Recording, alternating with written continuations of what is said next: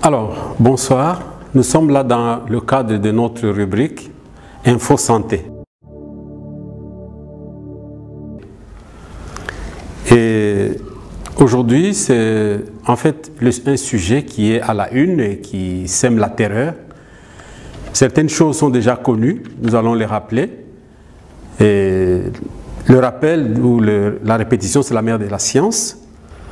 Et nous allons ajouter d'autres choses en rapport avec les confinements. Qu'est-ce que nous devons faire pendant les confinements? Alors, nous allons parler justement de la maladie qu'on appelle le Covid-19 ou la Covid-19.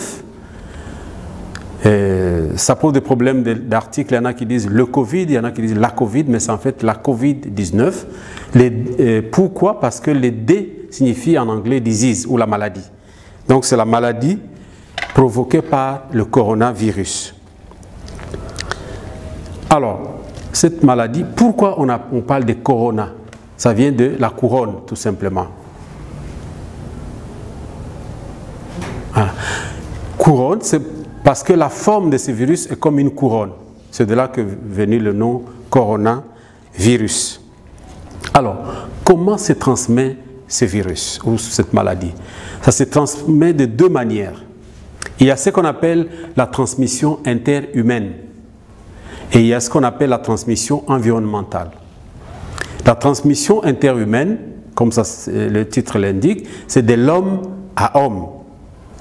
Alors, d'homme à homme, c'est le contact par des mains, vous saluez quelqu'un, ou bien vous toussez tout près de quelqu'un, et les gouttelettes qui sortent de votre bouche sont captées par celui qui est en face de vous.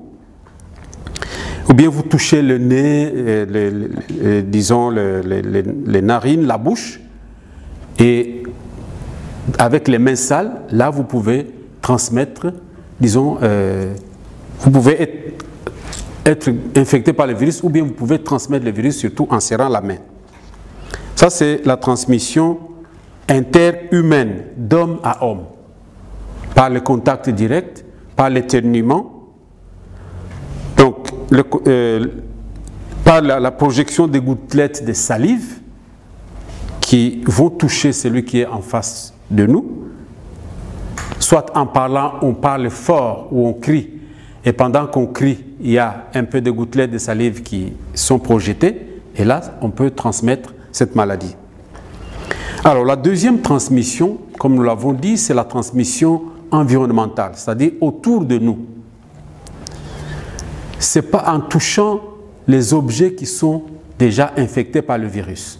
La table où on travaille, les poignées de la porte, donc les surfaces qui, par exemple, en descendant des escaliers, si tout le monde touche là-bas et que quelqu'un a craché ou a toussé dans sa main et il a touché, vous venez toucher aussi et après vous touchez le nez, la bouche ou les yeux, vous pouvez être infecté par le virus. Donc notre environnement peut être porteur de ce virus et qui n'attend que votre passage. Si vous n'êtes pas prudent, vous le chopez et en même temps que vous le mettiez, vous vous mettiez à vous gratter les yeux ou les narines ou la bouche, ce sont les voies d'entrée de ce virus dans l'organisme.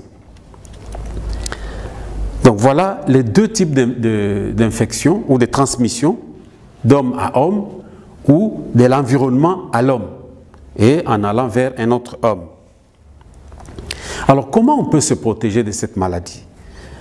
Les mesures très simples dont on nous a déjà parlé et qu'on répète tous les jours, c'est d'abord éviter de se toucher les yeux, le nez, la bouche, qui sont les voies principales d'entrée de ces virus dans notre organisme. Si on a les mains sales et qu'on a touché un endroit où il y a ce virus, en nous grattant le nez, les yeux ou la bouche, on peut facilement s'infecter. C'est laver fréquemment les mains à l'eau et au savon. Alors ici, je voudrais donner une information qui n'est pas tellement donnée ici, c'est qu'il y a des coins où il n'y a pas de savon. Dans le village, les gens peuvent utiliser la cendre. La cendre contient beaucoup de bicarbonate de potassium qui font partie des composants des savons. Et on peut se laver les mains avec de la cendre dans les villages où il n'y a pas de savon. Ça joue le même rôle que le savon. On peut utiliser aussi le gel hydroalcoolique pour pouvoir nous désinfecter. En éternuant ou en toussant, on utilise le coude. Et il faut utiliser le mouchoir à usage unique. Évitez de serrer la main, mais aussi, pire encore, de s'embrasser ou de donner une bise à quelqu'un d'autre. Ça peut, si l'un de vous deux a le virus, peut facilement le transmettre à l'autre. Il est aussi dit aujourd'hui que c'est important quand on arrive à la maison, on se déchausse, on laisse les chaussures à l'extérieur, qu'elles puissent un peu prendre la chaleur, parce qu'il semble que le virus résiste assez longtemps par terre, donc on peut le ramasser et l'amener à la maison. Mais quand on laisse les chaussures à l'extérieur, ça peut, donc par l'effet de la chaleur, le virus peut mourir et après on peut faire entrer ces chaussures. Et au besoin, on peut changer, par exemple le haut, on le laisse au soleil à l'extérieur et puis on rentre pour porter un autre haut. Voilà quelques moyens, quelques mesures qu'il faut prendre pour nous préserver de ce virus. Maintenant, quels sont les signes ou les symptômes qui peuvent vous alerter? Bien sûr, ces signes souvent peuvent se confondre avec les signes du paludisme. Mais quand vous avez une forte fièvre supérieure à 37,5 degrés Celsius, c'est-à-dire à partir de 38, vous voyez souvent, ils utilisent ce qu'on appelle le thermoflash. Quand on arrive à l'aéroport ou quelque part, on vous pointe ça. Si on sent que la température est supérieure à 37,5, c'est déjà un des signes ou des symptômes. Mais aussi, on va vous poser des petites questions. Est-ce que vous avez des maux de tête, des courbatures? Est-ce que vous avez la sensation d'essoufflement, c'est-à-dire vous respirez difficilement? Si on réunit certains de ces signes, plus la température, vous êtes déjà dans l'état des soupçons. Et on va les confirmer par un examen de laboratoire. Alors, il peut arriver en même temps chez certaines personnes dont le système immunitaire n'est pas très résistant, dès le départ déjà, ils perdent l'odorat, c'est-à-dire ils ne sentent plus des odeurs et ils perdent même le goût des choses. Quand ils mettent même quelque chose de sucré dans la bouche, ils ne sentent plus le goût sucré. Voilà un autre signe qui vient renforcer justement le fait qu'on doit être un suspect beaucoup plus sûr qu'on porte le virus. Et dans les cas les plus graves, si après un certain nombre de jours et qu'on n'est pas soigné, ou on a négligé, ou il y en a qui se cachent avec ça, c'est qu'on va aggraver sa situation et on risque de tomber dans ce qu'on appelle la détresse respiratoire. C'est que là, la maladie a déjà touché les voies inférieures respiratoires. À ce moment-là, ce sont les poumons et les trachées, les bronches qui sont touchées, et là, ça devient beaucoup plus compliqué. Il faut maintenant une assistance respiratoire. Et là, même les reins sont touchés et d'autres organes. Et si on ne fait pas attention, c'est la phase à laquelle beaucoup meurent, parce qu'ils ont négligé. D'où il faut lutter. Quand c'est encore les premiers symptômes, c'est que c'est encore au niveau des voies respiratoires supérieures, c'est-à-dire au niveau de la gorge. Et là, on peut encore agir, ou bien au niveau du nez. Mais quand ça arrive au niveau des voies respiratoires inférieures, au niveau des poumons, c'est très compliqué. Alors, voilà quelques informations, certainement que vous savez déjà sur le coronavirus. Mais nous sommes dans la phase qu'on appelle le confinement. C'est-à-dire, on nous demande de rester dans la maison pour éviter qu'il y ait beaucoup d'infections.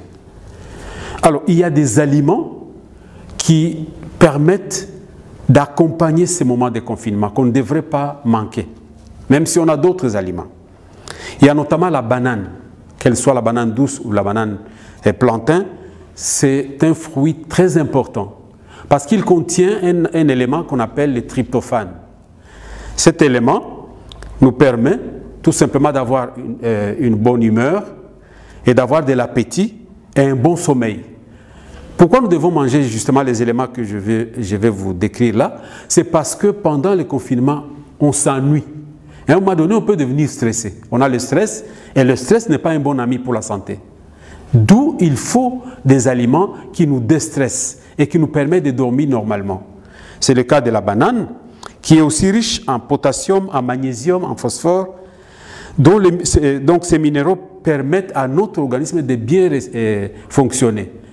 Par exemple, le phosphore permet de contribuer à la production de l'énergie pour que nous ayons une bonne énergie dans notre organisme. Il y a aussi les poissons gras, notamment les maquereaux. Nous avons la sardine, le hareng, le thon, le saumon. Ces poissons sont aussi conseillés pendant cette période. On peut ne pas avoir le thon, il coûte cher, mais ayez la sardine, n'est pas très cher. Le maquereau ne coûte pas très cher, mais ça nous apporte énormément parce qu'il y a dans ces poissons ce qu'on appelle les oméga 3. Ce sont des acides gras qui nous permettent de protéger notre système cardiovasculaire.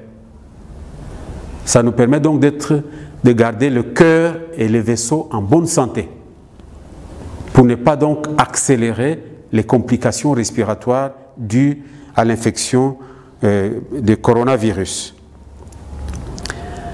Il y a aussi, ça permet aussi au cerveau de bien fonctionner. Il y a les œufs. Il faut consommer les œufs, bien sûr pas sans abuser, mais au moins 2 à 3 fois par semaine, on doit consommer les œufs qui sont très riches en tryptophane que nous avons décrit au début, qui entre justement dans la composition de l'hormone qu'on appelle la sérotonine. Cette hormone nous permet d'être gai, d'être relaxé, décontracté. Donc, il y a aussi, si vous avez des moyens, le chocolat noir.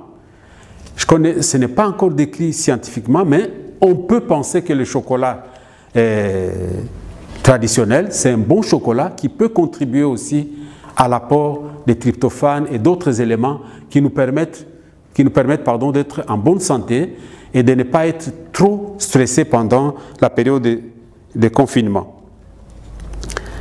Il faut aussi avoir certaines épices comme le gingembre. Vous pouvez acheter la poudre de gingembre qu'il faut systématiquement ajouter, par exemple, dans le thé. Et le thé qu'il faut consommer en cette période, c'est le thé vert. Il est très riche en antioxydants qui sont des éléments qui nous permettent d'attaquer les microbes qui viennent, qui sont nos agresseurs. Donc, c'est riche en antioxydants. Il faut utiliser le citron.